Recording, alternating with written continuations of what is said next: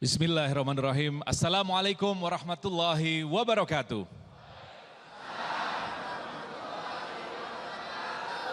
Alhamdulillah wa syukurillah wassalatu wassalamu ala rasulillah wala hawla wala quwata illa billah. Rabbi syrah li sadri wa yassir li amri wahlul uqdatan min lisani yafqahu qawli. Pemirsa dimanapun Anda berada, senang sekali saya Iqbal Faiz kembali menyapa Anda dalam program kesayangan kita yang saya yakin sudah Anda tunggu-tunggu setiap minggunya, yaitu Cahaya Hati Indonesia. Dan pada edisi kali ini kita berada di masjid yang sangat indah, yaitu Masjid Nurus Sa'adah di Wisma Asri 2, Bekasi Utara. Pemirsa yang dirahmati Allah SWT, mudah-mudahan kabar baik senantiasa melingkupi Anda bersama keluarga, bersama orang-orang yang Anda cintai, bersama orang-orang yang Anda kasihi. Karena dari keluargalah kita akan memulai segala aktivitas yang insya Allah senantiasa diridhoi oleh Allah Subhanahu wa ta'ala. Pemirsa yang dicintai Allah Subhanahu wa ta'ala, kita akan bersama 3 orang guru dan kita nanti akan berbicara tentang sebuah tema besar, yaitu merajut benang keharmonisan. Guru yang pertama adalah Ustadz Aam Amiruddin, kemudian Kiai Haji Fikri Haikal dan juga Ustadz Azhari Nasution. Mengapa tema ini penting? Karena khususnya untuk Anda yang sudah berumah tangga, pasti sudah merasakan pahit manisnya berumah tangga. Pada awal-awal pernikahan selalu penuh rasa sesuatu yang indah, sesuatu yang menyenangkan. Itulah kenapa bernama bulan madu. Namun menginjak bulan-bulan berikutnya, masalah mulai datang. Ya, dinamisasi kehidupan keluarga mulai muncul. Terjadi ketidaksepakatan, terjadi silang pendapat dan lain sebagainya. Namun bagaimanapun sebagai seorang muslim, kita senantiasa berharap keluarga kita menjadi keluarga yang sakinah, mawadah, warahmah. Itulah tujuan dari sebuah pernikahan, yaitu memiliki ikatan yang kuat. Sekali lagi tema kita adalah merajut benang keharmonisan. Baik, pemirsa yang dirahmati Allah Subhanahu wa taala, untuk Anda langsung saja kita simak tausiah yang pertama yang akan disampaikan oleh Ustadz Aam Amiruddin dengan subtema Hidup Rukun Tanpa Dendam. Assalamualaikum warahmatullahi wabarakatuh. Bismillahirrahmanirrahim. Alhamdulillahirabbil alamin. La ilaha illallah wahdahu la syarikalah. Lahul mulku wa lahul hamdu wa huwa ala kulli syai'in qadir. Asyhadu an la ilaha illallah wa asyhadu anna Muhammadan abduhu wa rasuluh. Alhamdulillah, dengan izin Allah hari ini kita dipertemukan.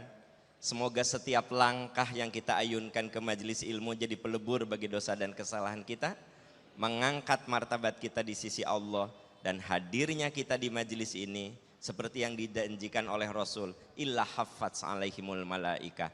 Semoga malaikat rahmat menaungi kita semuanya. Dan juga untuk pemirsa di rumah, semoga waktu yang disisihkan untuk mengikuti agenda acara ini akan menjadi pahala kebaikan. Bapak Ibu sahabat-sahabat sekalian,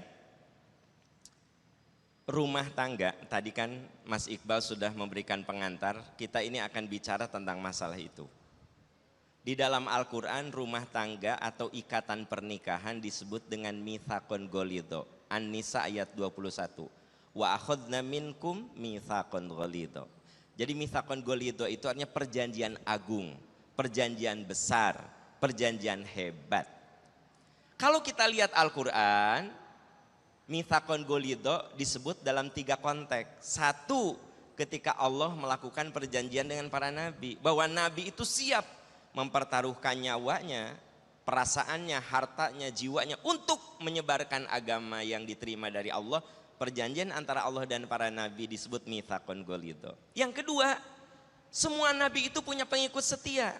Nah, pengikut setia dengan para nabi itu mereka mengikat perjanjian disebut dengan mitsaqon ghalidho. Dan yang ketiga, mitsaqon ghalidho digunakan untuk menggambarkan ikatan rumah tangga yang dijelaskan di An-Nisa ayat 21 yang saya tadi katakan. Jadi ikatan pernikahan itu agungnya sekaliber seperti perjanjian Allah dan para nabi, serta perjanjian para nabi dan para pengikut setianya. Pertanyaannya, kenapa rumah tangga itu disebut dengan mitsaqun ghalidh? Kenapa? Disebut perjanjian agung. Karena ada 3 alasan minimal. 1, rumah tangga itu ibadah paling lama. Apa Bu? Ibadah paling lama. Sholat berapa lama Bu? Ya 10 menitnya kalau belum ahli. Kalau udah ahli mah bisa 3 menit. Dengan wudhu dan pakai mukena. Ya. Haji berapa lama Pak? Nah 40 hari itu nunggu perjalanannya. Aslinya cuma 6 hari. 8, 9, 10, 11, 12, 13 Zulhijjah. Cuma 6 hari. Jadi haji itu cuma 6 hari. Kenapa 40? Ya nunggu antrian, terus ziarah ke Madinah dan seterusnya. Jadi aslinya haji itu ibadah cuma 6 hari. Saum berapa hari Bu? Sebulan. Nggak akan ada yang kuat saum sebulan. Saum itu dari terbit fajar sampai terbenam matahari. Awas jangan salah. Siapa bilang saum itu sebulan? Nggak akan ada yang kuat saudara-saudara. Saum sebulan, mati nggak akan kuat. Jadi saum berapa lama? Dari terbit fajar sampai terbenam min tulu'il fajri ila ghurubis syams. 13 atau 12 atau 13 jam untuk daerah tropis seperti di Indonesia. Coba Bapak Ibu pemirsa amati. Jadi ibadah haji itu 6 hari. Sholat 10 menit. Saum 13 jam. Rumah tangga. Begitu Bapak dulu 40 tahun lalu, 50 tahun lalu, saya terima nikah itu kalau sholat tuh takbir. Salamnya kapan? Kalau yang memisahkan kita dengan pasangan hidup kematian. Nah, gitu. Di sini ada yang sudah salam belum? Nah, takbir lagi Pak. Jadi yang namanya rumah tangga itu ibadah paling, makanya apapun yang dilakukan dalam rumah tangga itu ibadah. Ibu jam 5 sore, oh si ayah mau pulang, ibu mandi, dandan, pakai parfum, ibadah bukan? Nah, ibadah. Yang ibu lakukan sekarang apa? Suami pergi ke kantor, daster, warna putih gambar apel. Suami pulang dari kantor, daster, warna kuning gambar stroberi. Ininya robek, kancing copot 2. Jadi apapun yang dilakukan dalam rumah tangga itu ibadah. Karena rumah tangga itu ibadah paling lama. Gitu. Adik-adik yang belum menikah pergi ke Surabaya bawa oleh-oleh. Sebut saja beli coklat 3 kilo untuk si Yayang. Ibadah bukan? Bukan, lebay.com itu. Lebay.com. Bapak udah berumah tangga, pergi ke Surabaya, beri oleh-oleh, coklat cuma 1/4 kilo. Ibadah bukan? Nah, makanya untuk adik-adik yang belum menikah, kalau udah ada calon segera nikah supaya jadi ibadah. Kalau belum nikah kan suka lebay, batuk dikit, yang kamu udah minum obat belum? Aku worried, tahu nggak? Worried. Aku khawatir. Ibadah bukan? Lebay.com. Tapi kalau bapak kepada istri batuk sedikit, mah, udah minum obat belum? Coba minum obat ini. Nah itu, ya. Itu ibadah bukan? Nah jadi rumah tangga itu ibadah paling lama. Yang kedua, rumah tangga itu sekolah paling lama. Sekolah paling lama itu rumah tangga. Sekolah sampai doktor itu hanya 22 tahun. Dari SD sampai doktor 22 tahun. Coba hitung. SD sampai SMA 12 tahun. S1 4 tahun. 16, S2 2 tahun, 18, doktor 4 tahun, 22 tahun, doktor selesai. Kecuali yang kedokteran lebih lama kalau kedokteran. Rumah tangga. Maaf Bapak, istri Bapak masih ada? Nah, udah berapa lama Pak rumah tangga? 42 belum lulus-lulus. Kapan lulusnya? Kalau yang memisahkan kita dengan istri kematian. Pak Am, kalau yang cerai gimana? DO itu mah. Kalau DO ambil lagi jurusan baru. Nah, ya mungkin dia jurusan fisika nggak kuat, ya kan gitu. Ambil jurusan manajemen. Nah, jadi rumah tangga itu apa? Sekolah paling lama. Yang ketiga, rumah tangga itu kebersamaan paling lama. Bapak sudah menikah 42 tahun. Bapak menikah usia berapa, Pak? 17 tahun. Jangan ketawa, zaman dulu mah nggak masalah. Jangan ketawa, jangan dulu nggak salah. Kebayang nggak, Bapak nikah usia 17 tahun, sekarang sudah berumah tangga 42 tahun. Jadi dengan ibu bapaknya, beliau cuma 17 tahun. Dengan istrinya sudah 42 tahun. Jadi kalau kita diberi panjang umur, kita lebih banyak bareng dengan pasangan hidup kita ketimbang dengan orang tua kita. Oleh sebab itu, kita harus membangun kerukunan. Jauhi dendam. Bagaimana dendam ada pada diri kita, padahal dia bareng dalam hidup kita. Capek nggak, Bu? Kebayang nggak ibu rumah tangga tapi ada dendam? Lihat suami sebel, lihat ipar pengen muntah, kan gitu. Lihat mertua migrain, karena ada dendam. Nah, nanti akan kita bahas gimana kita bisa rukun tanpa dendam, karena rumah tangga itu kebersamaan paling lama. Sayang kalau bersama begitu lama, puluhan tahun, tapi tidak ada jiwa maaf. Itu yang insya Allah akan kita bahas nanti. Baik, pemirsa yang dirahmati Allah, kita akan jeda sejenak dan kita akan sambung lagi. Jadi di awal ini kata kuncinya adalah ibadah paling lama, sekolah paling lama, dan kebersamaan paling lama. Itu dia kata kunci yang pertama dari Ustaz Aam, dan nanti akan dilanjutkan di segmen berikutnya. Jadi tetap bersama kami dalam Cahaya Hati Indonesia. Iya, para pemirsa Cahaya Hati Indonesia iNews serta para jamaah yang Allah muliakan. Tadi kita sepakati rumah tangga itu ibadah paling lama, sekolah paling lama, kebersamaan paling lama. Terbayang nggak kalau di tengah kebersamaan itu ada dendam, ada marah, kira-kira capek tidak? Maka hal yang terpenting adalah hati kita dalam berumah tangga itu harus seluas samudra, seputih salju, seindah mutiara. Kata anak sekarang harus shine bright like a diamond. Harus apa, Bu? Nah itulah ya, itulah shine bright like a diamond. Harus bersinar ya. Hati kita harus seluas samudra. Kalau suami ada salah-salah, udah maafkan. Istri ada salah, maafkan. Mertua, mantu ada salah, maafkan. Ibu, ada yang sudah punya mantu? Nah, Bapak, Ibu senang mantu yang suka bersih-bersih, apa mantu yang suka apa ya? Yang suka memenuhi atau mengotori? Yang suka bersih-bersih suka nggak? Serius? Ada mantu ibu, dia itu suka bersih-bersih. Datang ke rumah ibu, buka kulkas, mama chicken nuggetnya meni banyak banget. Diambil. Ya Allah mama sosisnya banyak banget. Ambil, cuma sisain sosis 2, chicken nugget 2. Ya Allah mama, ini susu meni 2 botol. Ambil. Mama ini beras 3 karung, neng 2 karung ya. Ambil. Itu mantu yang suka bersih. Ibu suka? Tadi suka, gimana sih? Nah kan gitu.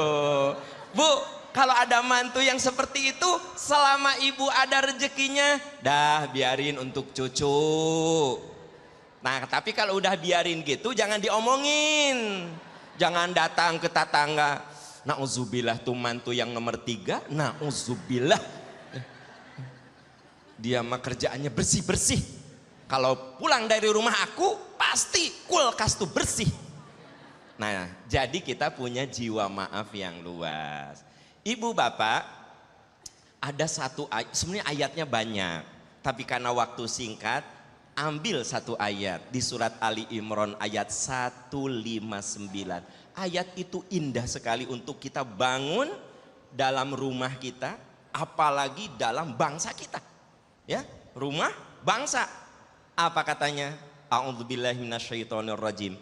Fabima rahmatim minallahi lintalahum walau kunta fadhdhan ghalidhal qalbi lan faddu min haulika. Yang pertama apa? Kalau kamu kasar, karena rahmat Allah kamu lembut. Jadi dalam rumah tangga itu harus ada apa? Kelembutan.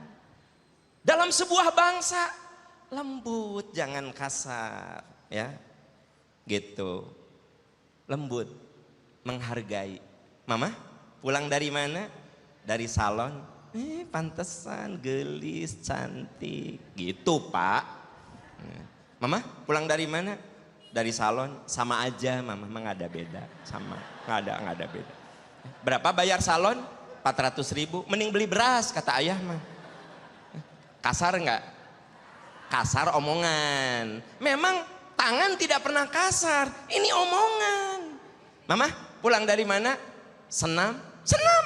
Body nggak turun-turun. Senam apa sih? Senam mah harus slim. Senam tiap hari. Body badak gimana sih? Pak, nggak boleh gitu. Harus lembut. Tidak boleh kasar. Hargai. Ya kan gitu. Suami ibu pulang dari kantor bawa sate. Ayah, makasih. Mama tuh suka sate ini, tahu nggak? Gitu. Ini sate di pinggir jalan ya. Nauzubillah. Kucing juga belum tentu mau, ayah. Ya. Jadi dalam rumah tangga itu hargai. Kalau kamu bersifat kasar, dia jauh darimu. Bapak ibu, kebayang nggak kalau anak-anak jauh dari kita karena kita kasar? Kebayang nggak suami ibu jauh dari ibu, tiap ibu deket dia pindah. Lagi nonton TV ini ya, nonton TV, duduk dia pindah, gitu. Kemana ayah? Itu si ade apa sih gitu. Nah, berarti kalau kamu kasar, dia jauh darimu. Jadi ternyata kunci pertama lembut, tidak boleh kasar, baik dalam ucapan ataupun saya baca di dalam Sirah Ibnu Hisham, ini penting untuk ibu-ibu. Baca dalam Sirah Ibnu Hisham. Katanya ketika Siti Khadijah wafat, Nabi itu sedihnya luar biasa. Lalu ditanya, ya Rasulullah, kami belum pernah melihat engkau begitu bersedih seperti sedihnya sekarang ini. Apa kata beliau? Bagaimana aku tidak bersedih? 25 tahun aku rumah tangga dengan Khadijah. Berapa? 25 tahun aku rumah tangga dengan Khadijah. Tidak ada satu patah kata yang melukai hati saya. Halo Bu? Kenapa pada merenung gitu? Tidak ada, 25 tahun tidak ada satu patah kata yang melukai hati saya. Kan hati suami ibu udah hancur banget. Ya. Lihat ketika Rasulullah ketakutan saat menerima wahyu, Nabi kan ketakutan. Apa kata Khadijah setelah mendengar ceritanya? Lihat dalam Sahih Bukhari. Sungguh menyejukkan kalimatnya. Aku yakin yang menimpa dirimu kebaikan. Aku mengenal kamu sudah puluhan tahun. Kamu seringkali meringankan beban orang-orang lemah. Kamu selalu membantu anak-anak yatim. Kamu selalu memberi pekerjaan kepada yang tidak punya pekerjaan. Aku yakin yang menimpa dirimu kebaikan. Sejuk nggak? Sejuk. Coba kalau kata Siti Khadijah, awas ayah nanti teh datang lagi, tahu nggak?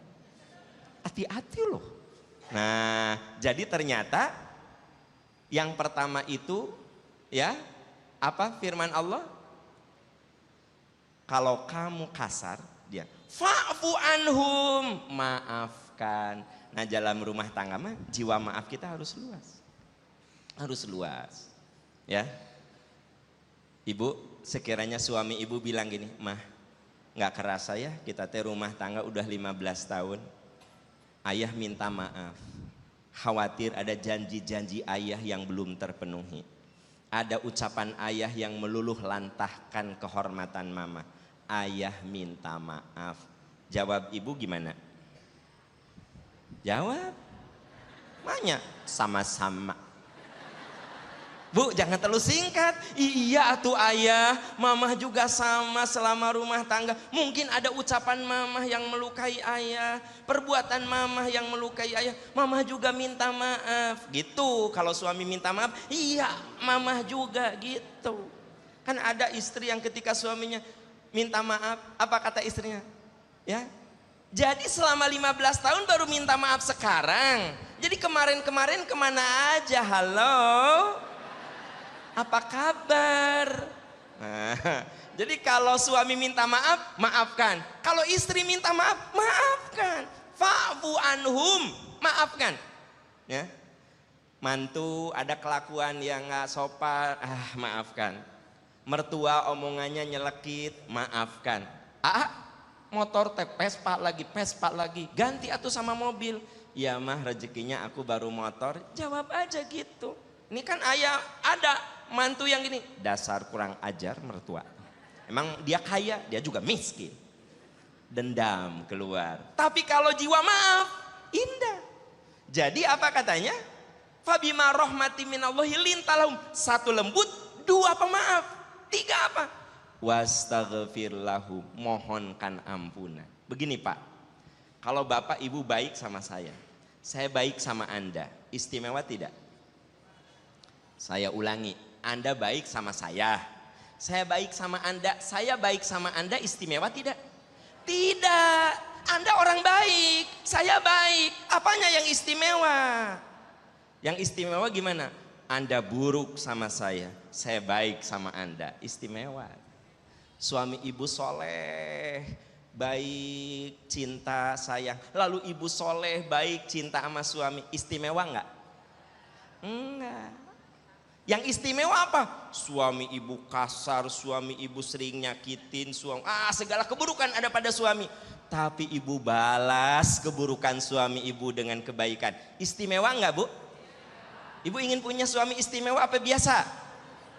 Hah? Oh, oke ya. Biasanya kalau martabak istimewa lebih mahal, ya. Bakso istimewa lebih mahal. Ibu mah nggak mau punya suami istimewa. Oke, tidak apa-apa. Tapi maksud saya apa? Kapan istimewa? Wa yadra'una bil hasanati as-sayyi'ah. Membalas buruk dengan baik. Jadi kalau mantu ibu soleh, baik, lalu ibu sayang sama dia, nggak ada yang istimewa. Wong mantu ibu segitu solehnya, bener nggak? Tapi kalau mantu ibu, mertua bapak buruk, tapi Anda soleh, itu adalah kebaikan. Ya, jadi yang ingin saya tegaskan di sini adalah bahwa yang pertama lembut, yang kedua pemaaf, yang ketiga mendoakan yang baik-baik. Insya Allah nanti dalam kebersamaan yang begitu lama akan indah. Karena ada kelembutan, ada jiwa maaf, dan selalu membalas buruk dengan baik. Semoga kita bisa melaksanakan. Amin ya Rabbal Alamin. Terima kasih jazakallah Ustaz Aam Amiruddin. 3 poin tadi tidak perlu banyak-banyak. 3 poin yang utama, karena kata orang 3 is a magic number.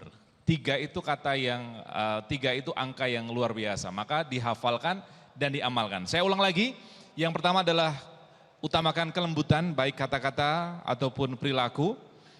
Kelembutan adalah yang utama, kemudian senantiasa memberikan maaf dan membalas keburukan yang menimpa kita dengan kebaikan. Karena itu semua sudah diatur dalam Al-Quran.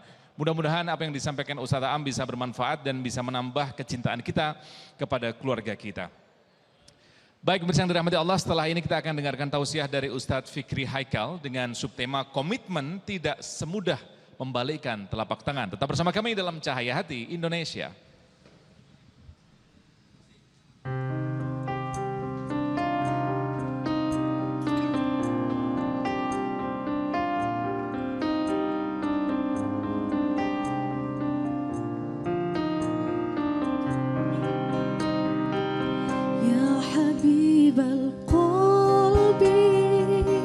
Ya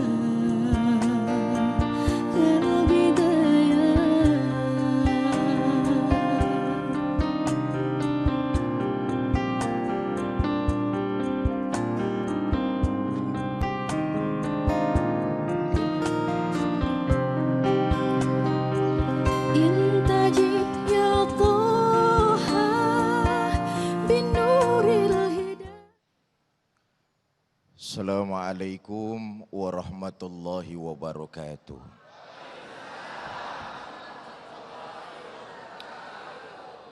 Bismillah walhamdulillah. Wassalatu wassalamu ala rasulillah Sayyidina Muhammad ibn Abdullah wa ala alihi wa sahbihi wa mawala, amma ba'du. Yang mulia para ulama, para kiai, para habaib, para asatiz dan asatizah, wabil khusus akhina fillah Ustadz Aam Amiruddin, Ustadz Azhari Nasution. Yang saya hormati para tokoh masyarakat DKM Masjid Jami' Nurus Sa'adah Wisma Asri 2 Kota Bekasi, ibu bapak, saudara-saudara kaum muslimin yang berbahagia. Alhamdulillah berkat izin dari Allah, hari ini kita dapat bertemu dan berkumpul. Mudah-mudahan pertemuan kita hari ini mendapat curahan rahmah dan berkah dari Allah Subhanahu wa taala.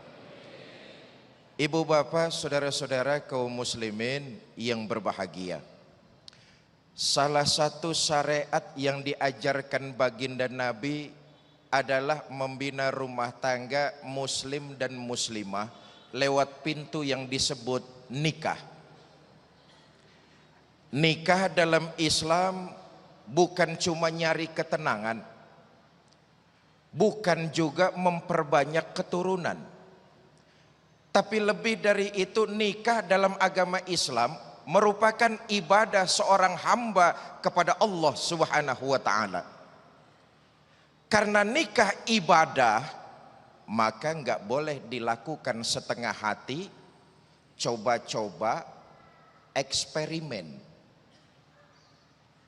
Salat itu ibadah tuh. Enggak boleh main-main, harus dilakukan dengan totalitas, sepenuh jiwa. Puasa itu ibadah, enggak boleh setengah hati, dia harus sungguh-sungguh dijalankan. Begitu juga dengan nikah, karena nikah ibadah, enggak boleh main-main. Bang, gua denger lu udah kawin bang. Ah, enggak kok, bagaimana entar dah, enak gua terusin, kagak enak bubaran. Ini enggak boleh kayak begini nih. Karena nikah ibadah unsurnya kesucian, totalitas, pengabdian kepada Allah Subhanahu wa taala. Makanya lihat aja, dari sekian banyak ibadah, ibadah nikah itu ibadah paling enak. Saking enaknya, sampai yang udah nikah, ya lo terusin aja sendiri dah. Bapak ibu saudara-saudara, walaupun menjaga keharmonisan rumah tangga tugas suami dan istri, tapi dalam Islam yang diajarkan suami lebih dulu. Kenapa? Karena suami pemimpin rumah tangga, suami kepala rumah tangga. Maka Islam mengajarkan kepada para suami lebih dulu. Karena itu para suami, kaum bapak, pak, oi, Islam ngajarin bapak-bapak duluan, para suami duluan. Kaum ibu belaga budeg aja dulu, ini urusan bapak-bapak nih. Bagaimana cara Islam mengajarkan para suami untuk menjaga keharmonisan dalam berumah tangga? Ayo kita lihat. Pertama, pergaulilah istrimu dengan baik. Wa asiruhunna bil ma'ruf.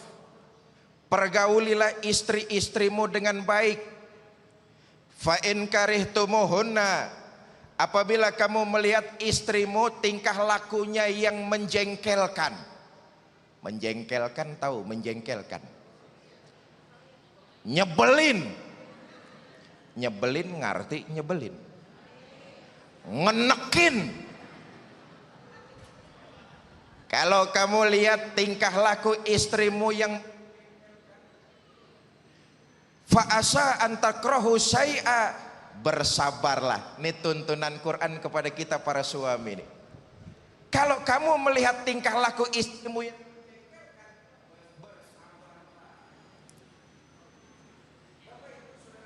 kaum muslimin yang saya muliakan. Kenapa? Karena dalam sabar itulah Allah akan jadikan pahala yang banyak serta kebaikan yang banyak buat para suami. Begini, kalau satu saat kita melihat tingkah laku istri kita yang tidak kita senangi, jangan buru-buru kita marah. Pak, oi, dengerin. Kalau satu saat kita lihat istri kita tingkah lakunya nyebelin, sebagai suami kita jangan buru-buru marah. Kenapa? Ada beberapa sebab. Pertama, mungkin saja istri kita berbuat kayak begitu karena dia nggak ngerti. Sebab itu tugas kita para suami ngajarin istri, beri mereka ilmu supaya mereka paham, mereka ngerti. Tugas kewajiban kita para suami ngajarin istri biar pada pinter. Mungkin aja dia melakukan perbuatan itu karena dia nggak tahu. Pak, istri saya udah saya kasih tahu kok, cuma masih begitu aja. Yang kedua, mungkin saja istri kita alfa, khilaf. Wong kita ini manusia tempatnya khilaf dan salah, betul? Harus berpikiran jernih. Mungkin istri kita khilaf. Pak, khilaf sampai berkali-kali. Kalau hilaf cuma 2-3 kali, ini istri saya sampai 10 kali, begitu mulu. Nah yang ketiga, kalau ada model istri kayak begini, khilaf melulu, bawa ke pasar, tuker seikat kangkung. Sebab itu tugas kita para suami ini untuk ngajarin istri supaya ngerti. Ada suami ngomong, Pak, bagaimana saya mau ngajarin istri? Saya pergi pagi pulang petang, tugas utama saya kan cari nafkah. Nah ini, buat para suami yang gak sempat ngajarin istrinya, berikan izin istrinya untuk hadir di majelis-majelis taklim seperti ini. Bergaul dengan ustazah-ustazah, diharapkan wawasan keilmuannya makin bertambah, makin pintar istri kita. Berikan izin supaya mereka hadir di majelis-majelis ilmu. Soal ngaji mah istri saya nggak usah ditanya Pak, saya izinin ngaji kemana-mana. Mau ngaji ke Bekasi Utara silakan, mau ngaji ke kabupaten silakan, mau ngaji ke kampung sebelah ayo. Bukan cuma saya izinin, saya ongkosin malahan. Cuma yang saya kagak sanggup Pak, seragamnya. Ayo ngaku lu. Sini belum lunas, sebelah sono udah ngutang. Berikan izin kepada istri untuk hadir di majelis-majelis ilmu. Nah sekarang buat kaum ibu nih, Bu, dengerin. Kalau suami sudah memberikan izin, maka pegang kepercayaan suami, jangan sampai disalahgunakan. Kalau suami memberikan izin untuk ngaji, pergi ngaji, selesai ngaji pulang ke rumah, jangan mampir kemana-mana. Ini kan kadang-kadang enggak, ngajinya cuma setengah jam, gosipnya sejam setengah. Ada yang kayak begitu? Yang mana orangnya? Istri harus ngimbangin. Kalau suami sudah memberikan kepercayaan, jaga kepercayaan itu, jangan disalahgunakan. Bu, Bu, taat kepada suami dengan menjaga kepercayaannya itu modal utama kebahagiaan istri, dan di situ letaknya ibadah. Menjaga kepercayaan dengan taat kepada suami itu ibadah tuh. Dulu zaman baginda kita Nabi besar Muhammad sallallahu alaihi wasallam, datang serombongan ibu-ibu demo kepada baginda Nabi Muhammad sallallahu alaihi wasallam. Demo tuh bukan cuma sekarang loh, dari dulu demo udah ada. Nabi pernah didemo. Nabi didemo. Lapor serombongan ibu-ibu, ya Rasulullah, kalau orang laki sholat, kami pun perempuan sholat, insya Allah pahalanya sama. Kalau orang laki menuntut ilmu, kami juga perempuan nuntut ilmu, insya Allah pinternya sama. Kalau orang laki puasa Ramadan, kami pun puasa Ramadan, insya Allah pahalanya sama. Tapi kalau orang laki ngangkat pedang pergi ke medan perang, jihad fisabilillah, mereka gugur, mereka dapat pahala syahid. Di mana pahala syahidah kami ya Rasulullah, kaum perempuan? Mendapat pertanyaan kayak begini, Nabi senyum. Kata Nabi, ibu-ibu enggak usah khawatir. Pahala syahidah kaum ibu ada dalam rumah tangga ibu sendiri. Selama suami taat kepada Allah, jaga kepercayaannya. Itulah pahala salah satu syahidah kaum ibu. Bu, jaga kepercayaan kalau suami sudah memberikan izin. Jelas? Taat kepada suami dengan menjaga kepercayaannya. Nih, saya yakin nih ibu-ibu yang hadir di Masjid Nurus Saadah nih karena izin dari suaminya. Betul? Tadi mau berangkat ke masjid, di rumah izin kan sama suaminya? Cium tangan suaminya.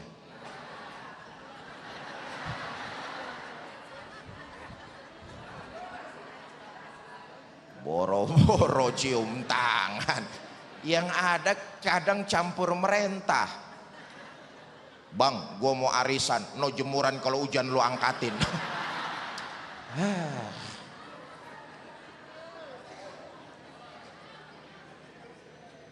Karena itu istri harus ngimbangin. Kalau sudah diberikan izin oleh suami, jaga kepercayaan suami, jangan sampai dikhianati. Wa asiruhunna bil ma'ruf, pergaulilah istrimu dengan baik. Buat kita kaum bapak, Pak, pergauli istri dengan baik, baik ucapan maupun perbuatan.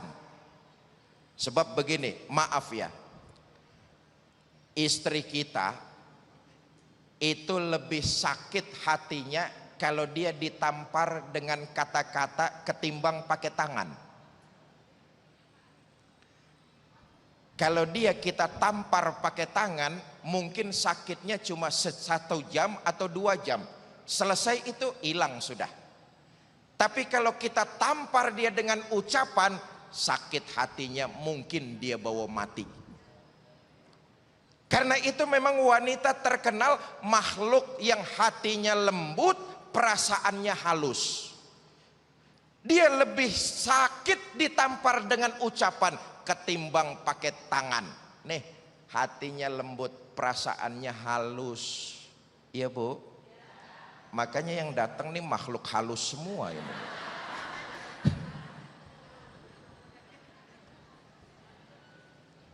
Sebab itu tuntunan kepada para suami, pergaulilah istri dengan baik.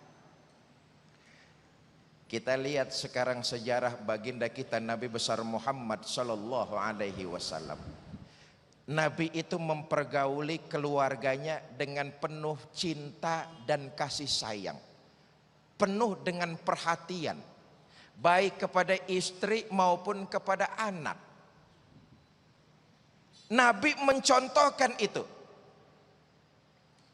Nabi kalau manggil istrinya Sayyidah Siti Aisyah radhiyallahu anha penuh perhatian dan cinta.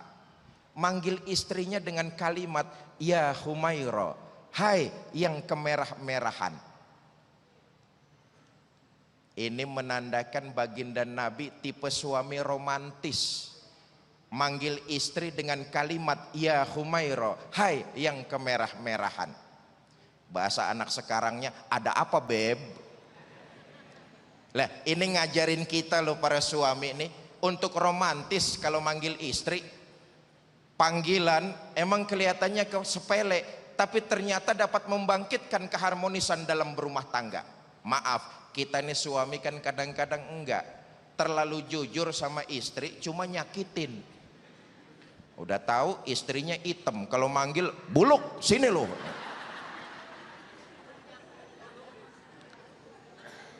Bapak ibu saudara-saudara kaum muslimin yang saya muliakan, mempergauli istri dengan baik.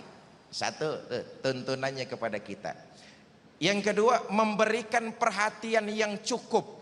Dan kalau ada waktu senggang, kerjakan ikut membantu pekerjaan rumah.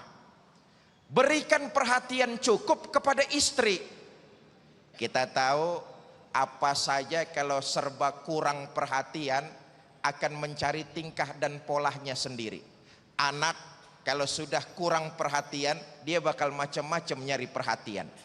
Begitu juga istri, kalau dia tidak mendapat perhatian yang cukup, maka lihat aja, dandan semaunya, bersihin rumah seenaknya, masak sekenaknya. Kenapa? Suami tidak memberikan perhatian yang cukup. Insyaallah nanti kita lanjutkan. Silakan. Pemirsa yang dirahmati Allah SWT, demikian tausiah nasihat dari Ustadz Fikri Haikal tentang bagaimana menjaga komitmen antara suami dan istri. Dan sekali lagi kita diingatkan sebagai para suami bahwa menjaga keharmonisan rumah tangga diawali dari suami, yaitu dengan mempergauli istri dengan baik dan senantiasa mengajari dan bersabar atas segala kesalahannya. Sementara dari sisi istri adalah taat dan memegang kepercayaan suami adalah salah satu cara atau bahkan cara yang paling baik untuk mempertahankan keharmonisan rumah tangga. Kami akan segera kembali dengan Ustadz berikutnya, yaitu Ustadz Azhari Nasution dengan subtema Hidup Berkah dalam Keluarga. Tetap bersama kami dalam Cahaya Hati Indonesia.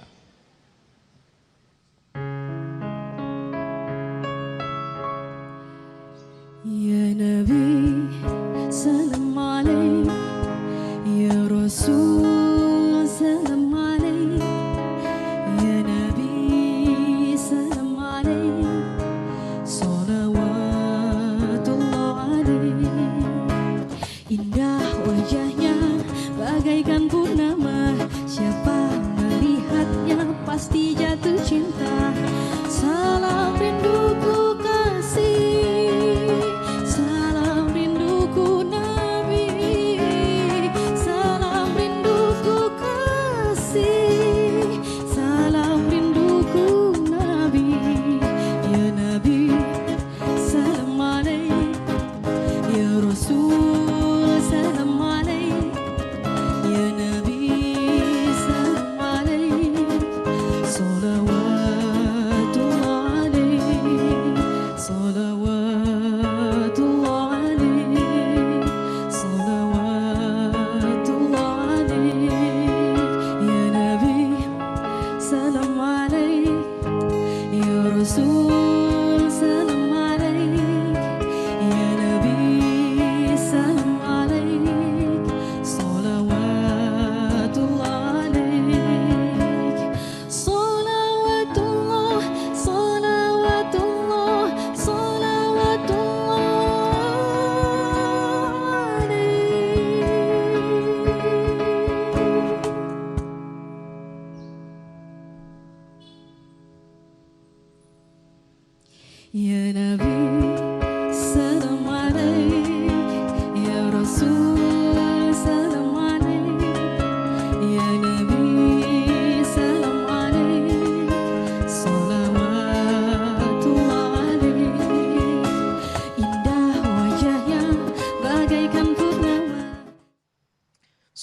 Bismillahirrahmanirrahim. Bareng-bareng. Allahumma rahamna bil Qur'an waj'alhu lana imaman wa nura wa hudan wa rahmah. Allahumma zakkirna minhu ma wa'allimna minhu ma jahilna warzuqna ana al-layli wa atrafan nahar waj'alhu lana hujjatai ya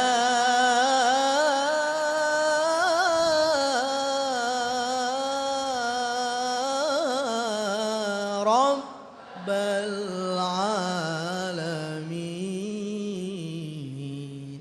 Bismillahi khairil asma.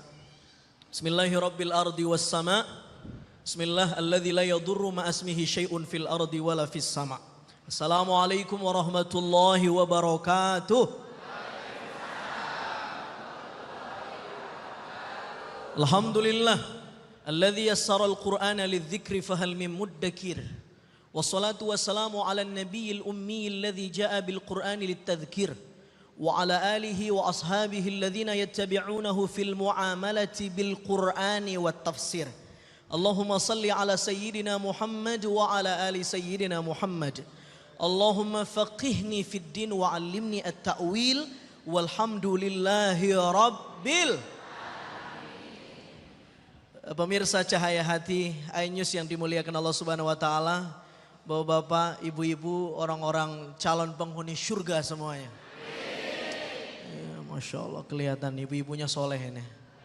Soleha, ya. Kagetnya aja baca Yasin ya. Saking soleha. Pemirsa, hari ini insya Allah kita akan coba mentadaburi surah Ar-Rum. Surah Ar-Rum ayat ke-21. Surah yang sering dijadikan dalil ketika berbicara tentang pernikahan. Ada 3 ibadah yang paling tua di bumi ini yang pernah dilakukan umat manusia. Ibadah yang paling tua, apa ibadah paling tua itu? Pertama, ta'lim. Wa 'allama Adamal asma', itu ibadah yang paling tua. Yang kedua, wa idz qulna lil malaikati isjudu, sujud itu ritual yang paling tua. Yang ketiga, ya Adam uskun anta wa zaujukal jannah, pernikahan. Ya, pernikahan itu, rumah tangga itu ibadah, salah satu ibadah yang paling tua yang pernah dilakukan umat manusia. Karena itu yang saya hormati di sini para pengantin baru dan pengantin bau. Kalau dilihat dari depan nih bukan baru lagi nih, R-nya udah hilang, bau. Bapak Ibu yang dimuliakan Allah Subhanahu wa taala, sama-sama sudah ada gadget, ada Quran di gadgetnya. Kita buka, kita sama-sama baca. A'udzu billahi minasy syaithanir rajim. Bismillahirrahmanirrahim. Wa min ayatihi an khalaqalakum min anfusikum. 1, 2, 3. Wa min ayatihi an khalaqalakum min anfusikum. An khalaqalakum min anfusikum azwajan litaskunu ilaiha. An khalaqalakum azwajan litaskunu ilaiha وجعل بينكم مودة ورحمة وجعل بينكم مودة ورحمة إن في ذلك لآيات لقوم يتفكرون. Sama-sama. إن في ذلك لآيات لقوم يتفكرون. Sadaqallahul. Masya Allah, hafal Quran semuanya. Ada tulisannya. Bapak Ibu yang dimuliakan Allah Subhanahu wa taala, kita akan coba bahas ini. Kata Sayyid Qutb, al-hayatu fi zilalil Quran nikmatun. Nikmatun la ya'rifuha illa man dzaqaha. Orang-orang yang hidup di bawah naungan Al-Quran maka hidupnya nikmat sekali. Dan kenikmatannya tidak bisa diceritakan kecuali oleh orang-orang yang mencicipi Al-Quran itu. Pengen dapat nikmat hidup? Pengen? Kita akan cicipi Al-Quran ini. Apa pesan moral yang sedang dibicarakan oleh Allah Subhanahu wa taala dalam Al-Quran surah Ar-Rum ayat 21. Wa min ayatih. Huruf al-wawu di sini, huruf waw di sini, salah satu fungsinya adalah conjunction, kata penghubung. Berarti salah satu fungsinya dia sedang menghubungkan uraian yang sebelumnya dengan uraian yang sedang dia bicarakan. Karena itu kita tidak akan tahu apa inti dari ayat ini sebelum kita mengikuti uraian Allah di ayat sebelumnya. Kalau ini ayat 21 berarti yang sebelumnya ayat 20. Wa min ayatihi, Allah Subhanahu wa taala berfirman di dalam Al-Qur'an surah Ar-Rum ayat 20, wa min ayatihi an khalaqakum min turab. Ada 2 poin penting dari ayat itu. Yang pertama, Allah Subhanahu wa taala jelaskan di ayat ke-20, bahwa manusia itu diciptakan min turab. Turab itu apa sih? Tanah. Permukaan bumi yang paling atas. Sehingga para ulama tafsir mengatakan turab itu maknanya debu. Manusia itu diciptakan dari tanah. Kita punya ayah namanya Nabi Adam alaihi salatu wassalam. Kenapa Nabi Adam dinamai Adam? Kok enggak Anto? Ini pertanyaan. Kenapa Nabi Adam dinamai Nabi Adam? Imam Al-Asfahani, pakar kosakata Al-Quran mengatakan ada 5 alasan kenapa Nabi Adam disebut Adam. Saya tidak ungkap semuanya karena waktu yang terbatas. Tapi salah satu intinya summiya bidzalika likauni jasadihi min adimil ard. Nabi Adam itu dinamai Nabi Adam karena Nabi Adam itu diciptakan oleh Allah min adimil ard. Dari kulit bumi. Kulit bumi itu tanah. Jadi asal usul kita ini tanah. Dan tanah itu punya 2 sifat. Pertama sifat yang positif, menumbuh kembangkan. Benar nggak? Ibu-ibu punya lahan kosong di rumah? Punya? Kagak, Ustadz udah sempit di sini. Tanemin tuh, kira-kira bisa nggak tanah menumbuhkan sesuatu? Itu sifat positifnya. Dan salah satu tujuan pernikahan itu adalah melahirkan generasi, menumbuhkan generasi. Itu sifat tanah. Yang kedua sifat negatif. Sifat negatif dari tanah itu apa? Mengikis. Menghancurkan. Ibu punya pisau dapur nggak? Kalau motong cabai, motong tomat, motong bawang, punya?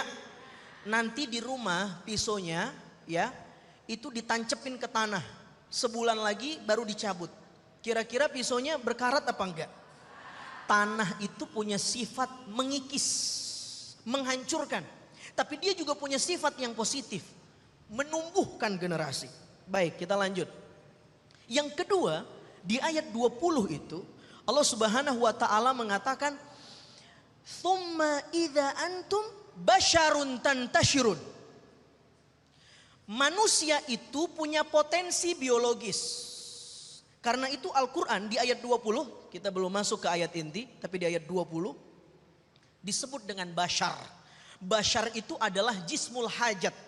makhluk yang diciptakan yang punya kebutuhan khusus. Nikah, makan, minum, berkeluarga, namanya bashar. Al-Quran saat itu tidak menggunakan kata-kata al-ins, tidak menggunakan kata bani Adam, tidak menggunakan kata an-nas, tidak menggunakan kata al-insan. Karena masing-masing ini punya macam-macam arti. Al-insan itu potensi manusia. Bani Adam itu sejarah historis manusia. Al-ins itu lawan dari jin. Tapi ketika Allah sebutkan bashar di dalam Al-Quran, berarti Al-Quran sedang berbicara terkait kebutuhan biologis manusia. Salah satunya. Karena itu Allah Subhanahu wa ta'ala berfirman di ayat 21 ini. Di antara tanda-tanda kebesaran Allah, ayah itu maknanya adalah tanda-tanda. Semua yang ada di sini, yang kita lihat, yang kita dengar, yang kita rasa, ini tanda-tanda kebesaran Allah. Karena itu kata para ulama Bapak Ibu, wa fi kulli syai'in lahu ayah. Wa ayatun tadullu annahu ala kulli syai'in qadir. Semua ini adalah tanda-tanda. Dan setiap tanda-tanda menyimpulkan bahwa tanda-tanda itu hanya kembali kepada satu tanda, bahwa Allah yang maha kuasa menciptakan tanda-tanda itu. Dan kata Imam Asy-Sya'rawi, pakar tafsir yang ada di Mesir, ayat itu banyak. Banyak. Minimal ada 3. Yang pertama ayatul qauliyah atau ayatul kitabiyah. Ayat yang tersurat di dalam Quran. Yang kita baca tuh. Wa min ayatihi. Ini ayatul qauliyah atau ayatul kitabiyah. Tapi ayat-ayat Allah atau tanda-tanda kebesaran Allah tidak cukup di sini. Karena ada ayat Allah yang lain. Apa itu? Ayatul kauniyah. Ayat yang terbentang di alam raya ini. Kemarin gempa. Angin puting beliung. Longsor. Itu ayat-ayat Allah. Yang bisa memaknai ini, menangkap pesan-pesan ayat ini, maka dia semakin taat kepada Allah. Yang ketiga, ayatun nafsiyah. Ayat-ayat Allah yang tersebar di dalam diri kita. Mata kita 2, hidung kita lubangnya 2, lisan kita 1, tapi telinga kita 2. Ini ayat Allah. Artinya kita harus disuruh lebih banyak mendengarkan daripada berbicara. Ayat-ayat Allah. Benar tidak? Cecak, tahu cecak? Cecak itu bersayap atau tidak? Tapi makanannya bersayap tidak? Itu ayat-ayat Allah. Bahwa Allah kuasa memberikan makanan kepada makhluknya yang tidak bersayap, tapi makanannya bersayap. Ayat-ayat Allah. Dan dalam diri kita ini ayat-ayat Allah. Nah, salah satu bukti ayat-ayat Allah itu adalah ketika Allah Subhanahu wa taala an khalaqalakum min anfusikum azwaja.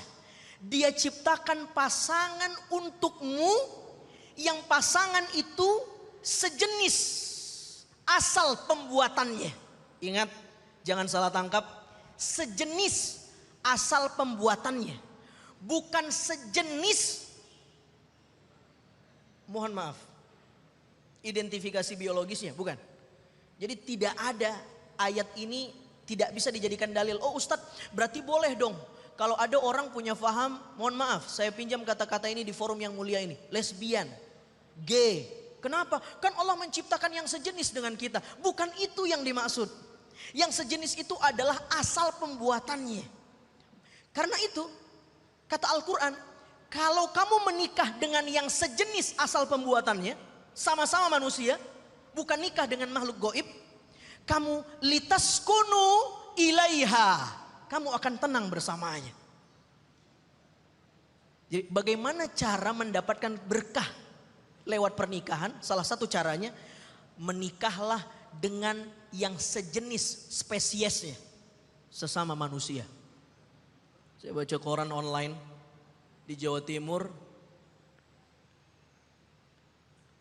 diasumsikan seorang perempuan hamil dan yang menghamilinya adalah jin.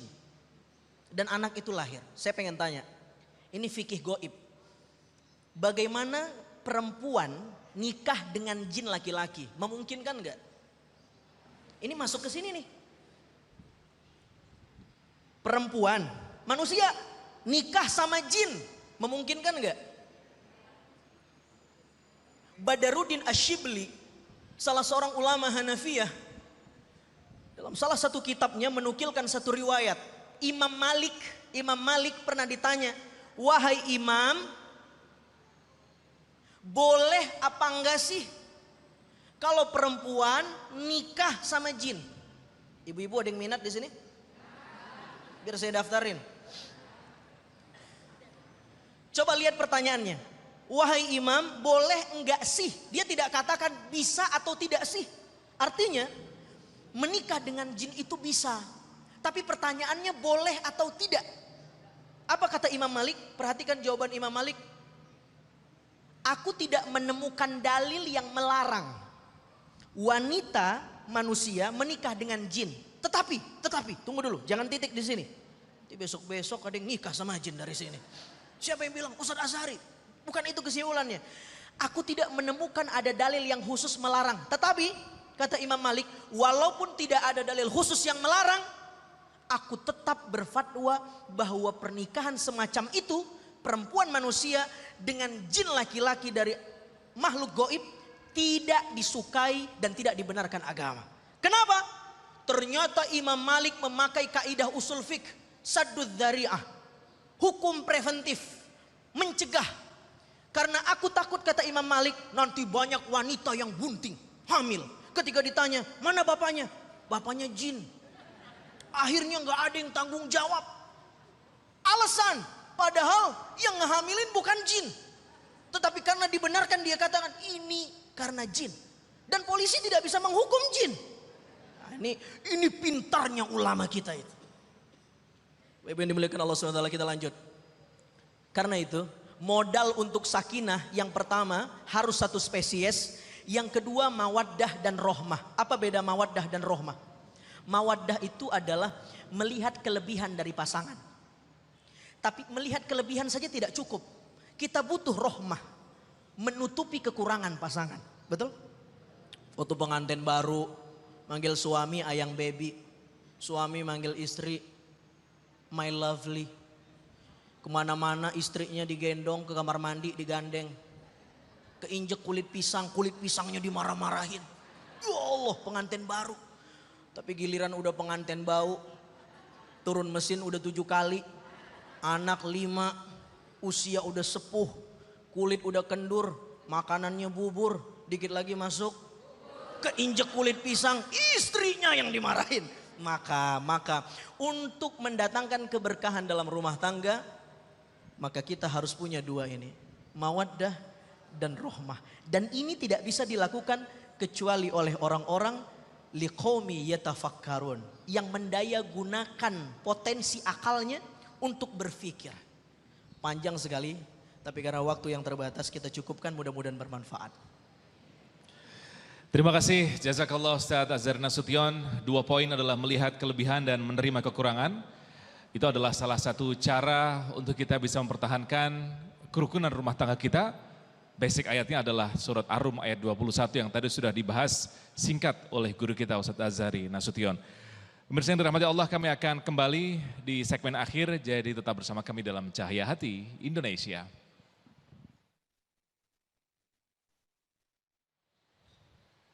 Pemirsa yang dirahmati Allah SWT, alhamdulillah kita berada di segmen akhir dalam jumpa kita dalam Cahaya Hati Indonesia dengan tema besar merajut benang keharmonisan. Dan guru-guru kita sudah menjelaskan, memberikan kita banyak masukan dan nasihat bagaimana cara kita menjaga rumah tangga, keutuhan rumah tangga. Tentu basicnya adalah Al-Quran dan Sunnah Rasulullah SAW. Mudah-mudahan apa yang guru-guru kita sampaikan membawa manfaat kepada kita semua, dan kita doakan semoga guru-guru kita yaitu Ustadz A'am Amiruddin, Kiai Haji Fikri Haikal, dan Ustadz Azhari Nasution senantiasa diberikan kesehatan dan istiqomah, memberikan pencerahan kepada kita semua. Mari kita tutup acara ini dengan doa kafaratul majlis bersama-sama. Subhanakallahumma bihamdika asyhadu an la ilaha illa anta astaghfiruka wa atubu ilaik. Dan sebelum berpisah kita akan doa yang insya Allah akan dipimpin oleh Kiai Haji Fikri Haikal. Jangan lupa untuk follow Twitter kami di @cahaya_inews dan juga Instagram di @cahayahati_inews. Akhir kata saya Iqbal Faiz undur diri. Wassalamualaikum warahmatullahi wabarakatuh. Bapak, Ibu, Saudara-saudara, mari kita tutup majelis kita dengan munajat kepada Allah Mudah-mudahan kita semua dipanjangkan umur dalam taat kepada Allah, diberikan kita rumah tangga yang sakinah, mawadah dan rahmah, dikaruniakan kita keturunan yang soleh dan solehah, dan terpenting seluruh kita diwafatkan dalam kondisi husnul khatimah. Astaghfirullahalazim, astaghfirullahalazim, astaghfirullahalazim. A'udzubillahi minasyaitonirrajim. Bismillahirrahmanirrahim. Alhamdulillahi rabbil alamin. Allahumma salli wa sallim wa barik ala sayyidina Muhammad wa ala alihi wa sahbihi ajma'in. Allahumma arinal haqqa haqqa warzuqna ittiba'a wa arinal batila batila warzuqna ijtinaba. Rabbana hab lana min azwajina wa zurriyyatina qurrata a'yun waj'alna lil muttaqina imama. Rabbighfir lana wa liwalidina wa li jami'il muslimina wal muslimat wal mu'minina wal mu'minat al ahya'i minhum wal amwat innaka qaribum mujibud da'wat wa ya qadiyal hajat. Allahumma a'izal Islam wal muslimin. Allahumma a'izal Islam wal muslimin. Allahumma a'izal Islam wal muslimin. Rabbana atina fid dunya hasanah wa fil akhirati hasanah wa qina azabannar. Wa sallallahu ala sayyidina Muhammad wa ala alihi wa sahbihi wasallam. Wa akhiru da'wana anil hamdulillahi rabbil alamin. Saya Haji Fikri Haikal bersama Ustadz Aam Amiruddin dan Ustadz Azhari Nasution mengucapkan banyak terima kasih. Mohon maaf atas segala kekurangan. Wallahul muwafiq ila aqwamit thoriq. Wassalamualaikum warahmatullahi wabarakatuh. Astaghfirullah Rabbal baraya. Astaghfirullah minal khataya. Astaghfirullah Rabbal baraya. Astaghfirullah minal khataya. Terima kasih. Cek. Bapak Ibu, terima kasih atas atensinya. Kita masih ada satu lagi rekaman yang ini nanti bisa disaksikan.